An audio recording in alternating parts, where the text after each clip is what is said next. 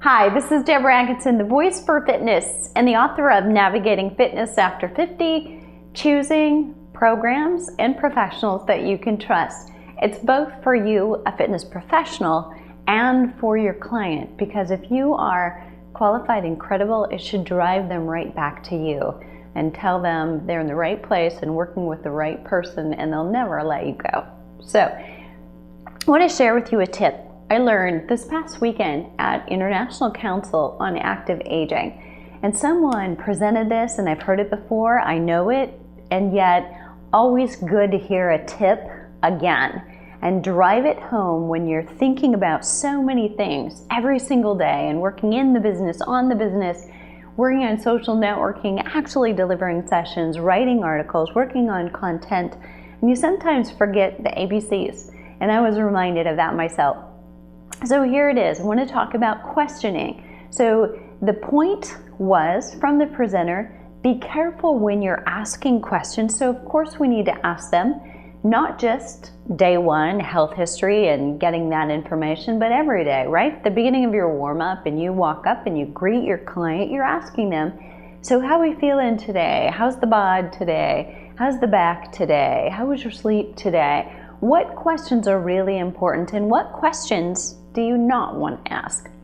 So here's what we talked about. The importance of questioning is this: when to ask leading questions and when not to ask leading questions is what I'm going to address. First of all, what is a leading question? Really, it's one that's loaded, that you anchor the actual outcome or response based on how you ask the question. So if I ask, how are you today? You tell me in broad terms, probably whatever is first and foremost on your mind. So if you had a really bad day at work, that's going to spill out.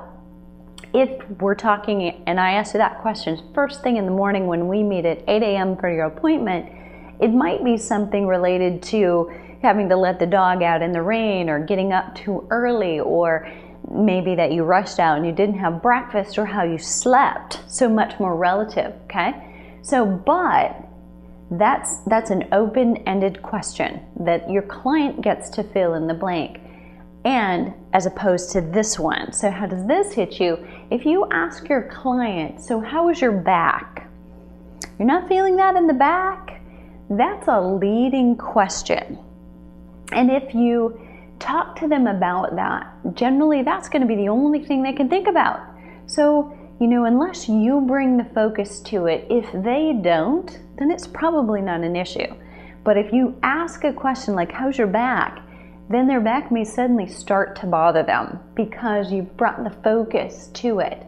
However, if it's bothering them and it's hurting or it's causing some difference from day to day, they're going to bring that up on their own. And it's better to leave them to volunteer that information than for you to plant that seed that it is a problem. So there's a time to ask a leading question and a time not to. Not to is when you're really wanting to find out what's their status today. A leading question would be, how did you sleep? So that would be the time to actually focus on it. You need to know that specific thing around their sleep. You need to ask them, did they get a full night's sleep? Did they go to bed early enough? Did they get up when they needed to and slept restfully, not fitfully? Because why? Because that'll affect their balance, their coordination level, their exertion level, and you should adjust your workout accordingly. So if you had something planned and they come and say, I basically insomnia kept me up all night, and you should plan B, that workout. So when to ask leading questions and when not to. Really important. And for more tips like that, click right here and go to the Fitness Professionals blog, Dollars and Cents of Selling Exercise, how to promote personal training with integrity. It actually provides you with more information so you can become a rock solid marketer and seller without feeling salesy and pushy. And I'll see you on the other side.